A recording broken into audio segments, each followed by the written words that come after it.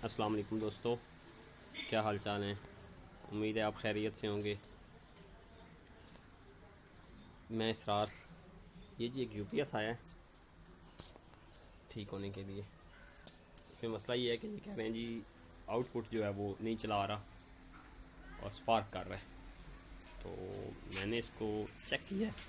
अभी तक जो फॉल्ट मेरे सामने आया है उसका मसला ये है कि एक तो इसके ये फ्यूज़ उड़े हुए हैं दोनों, ये है, और एक जनाब इसका ये फ्यूज़ है।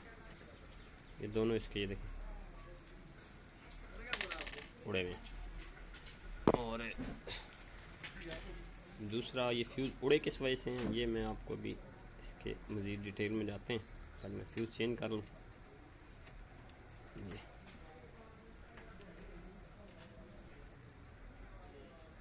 ये मैंने जनाब इसको दोबारा फ्यूज़ लगाए हैं, 10 एम्पेयर के ही लगाए हैं जो इसको पहले लगे हुए थे। ये असल में ये जनाब यहाँ से ना ये टूट गया, किसी ने ज़ोर दिया है ना इसकी सॉकेट को। ये देखें, तो ये जनाब इस बॉडी के साथ शॉर्ट कर रहा है और फ्यूज़ उड़ा रहा है ये। तो ये सॉकेट हम चेंज करेंगे इसकी।